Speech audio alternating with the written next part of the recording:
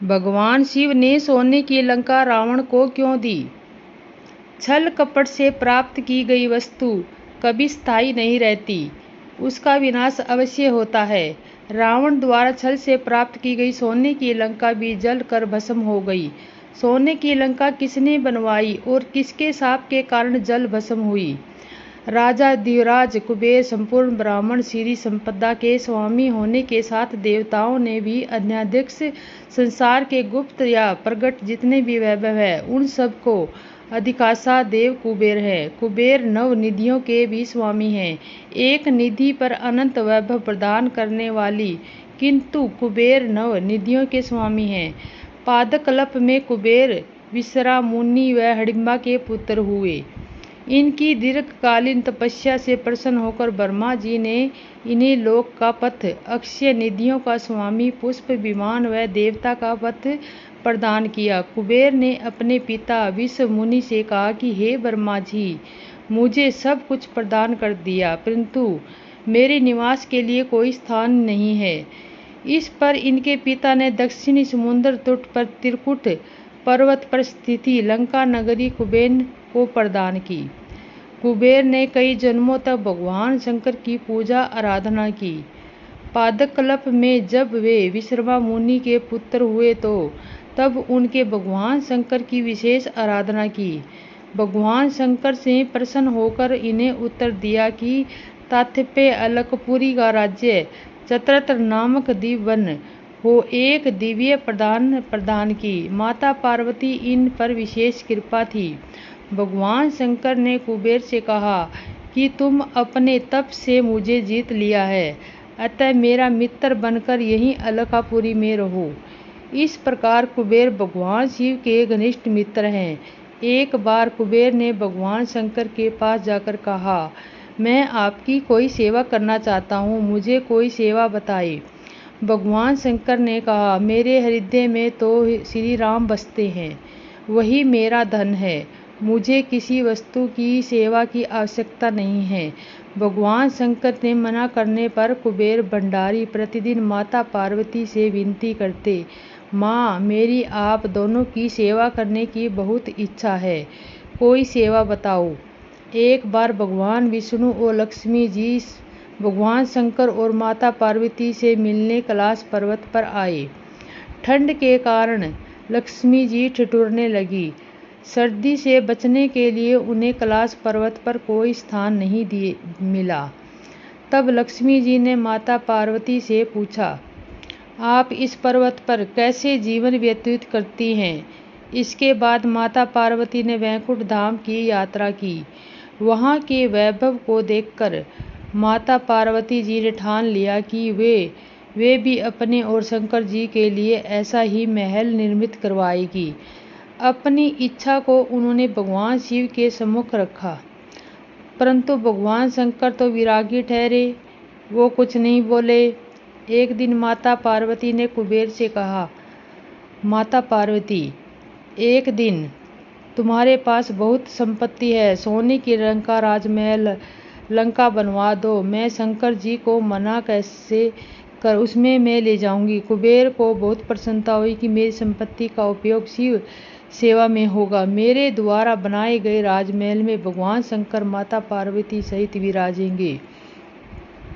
कुबेर ने अपनी सारी संपत्ति लगाकर देवताओं के शिल्पी विश्वकर्मा में सोने का राजमहल बनवा दिया, जिसे देखकर सभी देवताओं को बड़ा आश्चर्य हुआ। भगवान शंकर ब्रह्मा तो माता पार्वती ब्रह्मा विद्या है, ब्रह्मा विद्या के अधीन रहता है। भगवान शंकर जी पार्वती जी की अति प्रिय है। पार्वती जी जो कहती है वही शंकर जी करते हैं। माता पार्वती ने शंकर जी से कहा, कुबेर में बहुत परिश्रम और प्रेम से सोने का राजमहल बनवाया है, थोड़े दिन हम वहाँ रहेंगे तो इसमें क्या हर्ज है? आप तो समय आनंद स्वरूप है, आपको तो शमशान में भी आनंद है, पेड़ की छाया में भी आनंद है, तो क्या राजमहल में आपको आनंद नहीं होगा? भगवान शंकर ने कहा, कुबेर ने राजमहल तो अच्छा बनवाया है, किंतु उसने अभी वास्तु पूजा नहीं की है। वास्तु पूजा किए बिना हम यहाँ कैसे रह सकते हैं। शंकर जी और पार्वती जी अब ये सब बातें कर ही रहे थे। उसी समय वहाँ रावण भगवान शंकर के पूजन के लिए आया। शंकर जी जानते थे कि रावण प्रकांड विद्वान है, फिर भी उन्होंने रावण से पूछा, वास्तु पूजन कराना है तो मुझे वैदिक मंत्रों का ज्ञान है, तुम्हें वैदिक मंत्रों का ज्ञान है। रावण के हाँ कहने पर भगवान शंकर ने यजमान बने और रावण पुरोहित बन गया और सोने के राजमहल का वास्तु पूजन सानंद संपन्न हुआ। रावण बड़ा लोभी था। सोने का राजमहल देखकर उसकी नीयत बिगड़ गई और वह मन में सोचने लगा कि किस तरह ये राजमहल मुझे मिल जाए। पूजन के बाद भगवान शंकर ने रावण से कहा, पुरोहित जी, आपको उचित लगे तो वह दक्षिणा मांग लो। रावण ने कहा, मैं जो मांगू आप मुझे दे दोगे। भगवान शंकर ने कहा, मेरा नियम है कि मैं किसी को मना नहीं करता। रावण ने कहा, महाराज, यह जो सोने का राजमहल है, जिसका वास्तु पूजन मैंने करवाया है, उसे आप दक्षिणा में मुझे दे दो। यह सुनकर भगवान शंकर ने पार्वती जी से कहा, ब्राह्मण है, मांग रहा है, मांगने मरने के समान होता है।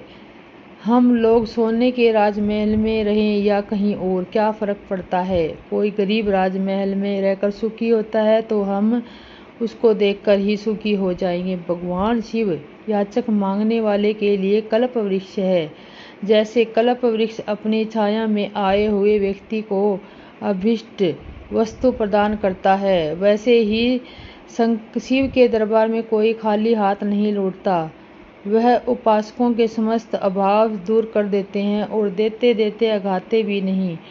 गोदड़वानी शिव के दान करने पर लक्ष्मी जी ईर्ष्या करती है और जो वस्तुएं वैकुंठ में भी दुर्लभ है वे शंकर जी इन कंगालों में बांट रहे हैं। शंकर जी ने रावण से कहा, चलो तुम्हें राजमहल दिया। पार्वती जी को यह बात ठीक नहीं लगी। उन्होंने रावण को श्राप देते हुए कहा कि जिस सोने की लंका में तुमने दान में मांग लिया है वह एक दिन जलकर भस्म हो जाएगी। और सच में हनुमान जी ने सोने की लंका को जलाकर भस्म कर दिया। सोने का राजमहल पिछले मिलने के बाद रावण की नीयत और बिगड़ गई और मन ही मन में कहने लगा कि ये तो बड़े भोले हैं, जो मांग सो दे देते हैं। रावण ने शंकर जी से कहा, महाराज, दूसरा जो मांगू वो आप दे देंगे। शंकर जी ने कहा, हाँ। कहने पर रावण ने कहा, यह पार्वती बहुत सुंदर है, इन्हें आप मुझे दे दो। शंकर जी ने मुस्कुराते हुए कहा, मुझे तो विवाह करने की इच्छा नहीं है, मैंने तो कामदेव को ही भस्म कर दिया और भगवान नारायण की इच्छावश में मन लगा कर लिया है। मुझे पार्वती बहुत अच्छी लगती है तो तू ले जा। भगवान शंकर के समान ऐसा उदार उन्हें कहाँ मिलेगा, ऐसा दानी जो वरदान देकर स्वयं संकट में पड़ जाए। शिवजी ने प्रकृति के सारे नियम ही पलट दिए।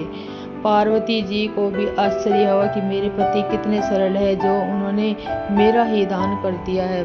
ब्रह्मा विद्या पार्वती को लेकर जब रावण चलने लगा तो वे सहायता के लिए भगवान हरि का ध्यान करने लगे। रावण जैसे कपटी से निपटने के लिए श्री कृष्ण जी उपयुक्त, क्योंकि वो भी बड़े छलिया हैं। कपटियों को कैसे निपटा जाता है वो अच्छी तरह से जानते हैं। रावण को मार्ग में एक ग्वाला मिला। ग्वाले ने रावण को वंदन करते हुए पूछा कि आप तो बड़े वीर पुरुष हैं, किसी से हारे नहीं हैं, फिर ये किसको ले जा रहे हैं। अहंकारी रावण ने अपनी प्रसन्नता से फूल गया और कहने लगा, शंकर जी ने मुझे सोने की लंका और पार्वती ब्रह्मा विद्या पार्वती दी है, इन पार्वती को पाकर मैं अमर हो जाऊंगा।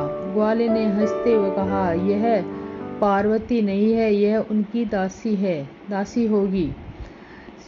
शंकर जी तुम्हें अपनी पार्वती कैसे दे देंगे। पार्वती जी तो दासी देकर उन्हें बहला दिया है, पार्वती जी की दासी देकर तुम्हें बहला दिया है। ब्रह्मा विद्या पार्वती जी के अंग तो कमल की गंध निकलती है, क्योंकि उनके अंग में मैल मूत्र रुधिर मांस नहीं है। तुम परीक्षा करो, यदि कमल की गंध न आए तो समझ लेना कि ये पार्वती जी की दासी है। पार्वती जी के अपने ही श्री अंग से तीव्र दुर्गंध प्रकट कर दी। रावण की बुद्धि भस्म हो गई। उसने कहा, इसमें तो ये कमल की सुगंध नहीं आ रही है, दुर्गंध आ रही है। ग्वाले के वेश में श्री हरि ने कहा, अब तो यह पार्वती जी की दासी है। ये पार्वती की दासी तुम्हें कैसे देंगे? ये पार्वती तुम्हें कैसे देंगे? मैंने सुना है पार्वती जी को शंकर जी के पाताल में रख दिया है, तुम्हें इन्हें छोड़ दो। रावण ग्वाले की बातों में आ गया और पार्वती जी को छोड़ करके चला गया। तब भगवान हरि कृष्ण ने वहाँ पार्वती जी की पूजा की और स्थापना की। और आगे दक्षिणी भारत में गोकर्ण महाबलेश्वर नाम स्थान है, जहाँ पर तत्पाई जगदम्बा पार्वती जी का मंदिर है। और आपको कहानी कैसी लगी? लाइक करें, सब्सक्राइब करें और आने वाली वीडियो का इंतज़ार करें। आगे भी आपको अच्छी वीडियो सुनने को मिले।